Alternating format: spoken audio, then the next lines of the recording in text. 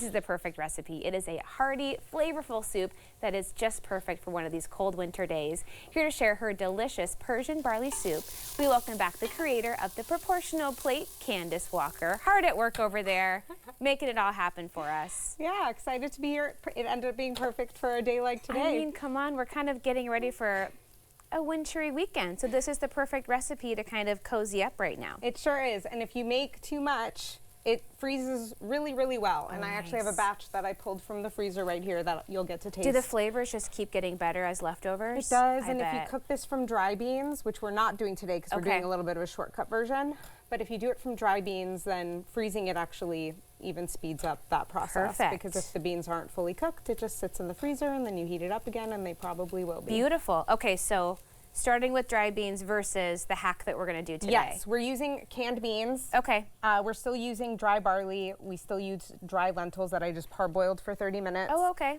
While I'm parboiling them, I'll usually start caramelizing my onion, which this one seems like it's ready to go. Smells so good already. All I did was a little bit of oil and some salt to help draw out the water from the onion. And now that that's translucent and starting to brown, and we want it to go a little bit past translucent. Okay. Most Persian recipes, when they call for sauteing an onion, you want to go beyond that translucent phase, because then you're like on the verge of caramelization, and there's a lot more flavor there. Okay, so go for it. Don't just wait for them to get a little bit see-through. Exactly. Okay. So to this, I'm going to add a teaspoon of cumin, and I'm going to add a teaspoon to a teaspoon and a half of turmeric. Okay. Flavors you'll see in a lot of Persian dishes. Yeah, so much flavor. Yeah, you could smell that, right? The first thing you said when you walked in. Immediately. So good.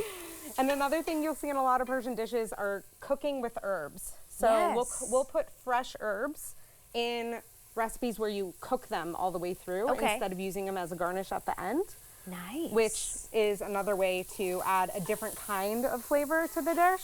So this recipe uses cilantro, dill, and parsley, which I've already prepared for us. Beautiful. We're going to chop these up, but I wanted you to sort of see what I do. I don't remove the stems on my cilantro, but I do for my parsley and for my dill. Okay.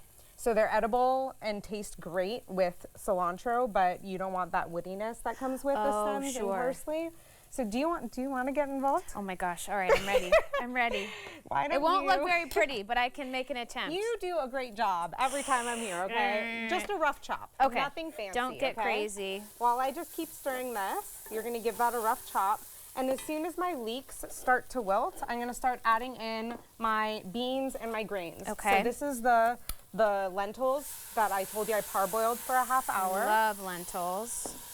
This is some basmati rice. Okay. And you could think of the rice as like, you know when you make an Italian soup, you'll put in bread to thicken it? Sure. We use rice for that. Oh yeah. So now some barley.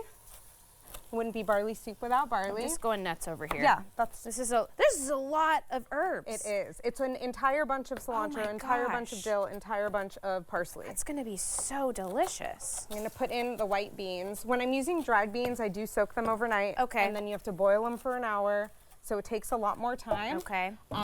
This is just white cannellini beans. Easy. Yeah, super easy. So I'm going to give this a stir here while you're doing that.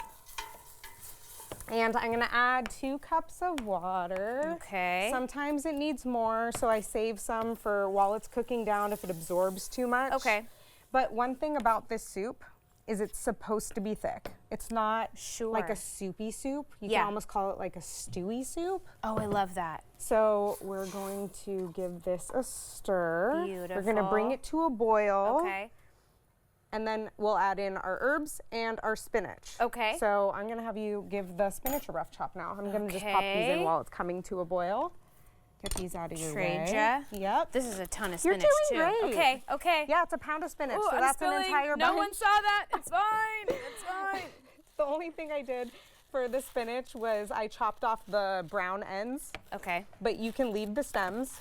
And gave it a good wash, which I did with all the herbs and everything. Always nice to find a way to use up all your spinach, right? Because it cooks down so nicely, but you gotta use it before you lose it. I feel like when you saute it, it just gets so small, and then what do you do with that? You know, there's nothing left. But when you put it in a soup, I feel like for some reason it goes a longer way. Sure.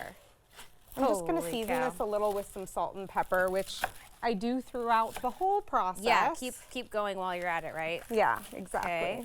So some salt and pepper. Oh my gosh. I'm feeling healthy already, chopping all this spinach. Holy cow. And I like to give all the greens a rough chop, just like this. That's just plenty. like that? Okay. Yes. But my aunt, she'll actually mince them, which oh my gosh. take hours of work. Okay? We love that for her. Love that Thank for you her. for your contributions. And the soup actually turns completely green.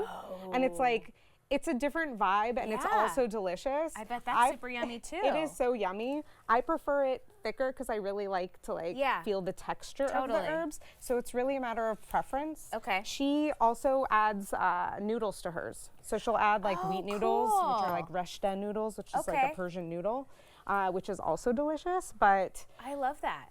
yeah, so we actually just cover this now and we cook it for an hour. Okay.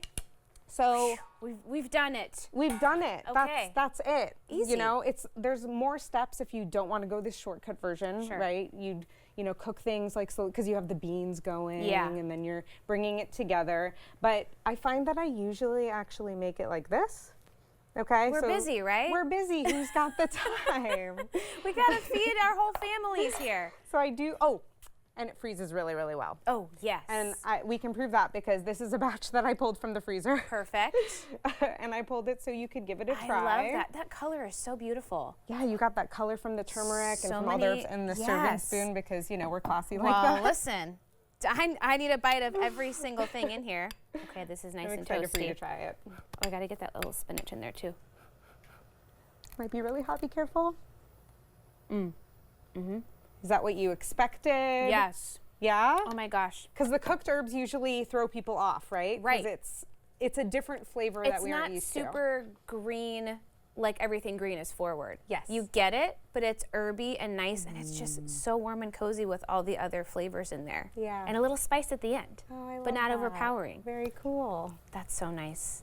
Perfect for today. Perfect for today. Thank you so much. Great to Yeah. see you. Thanks for having That me. was so yummy. Okay, we'll have this recipe and more about Candice on our website at katu.com. We'll be right back with more Afternoon Live right after this.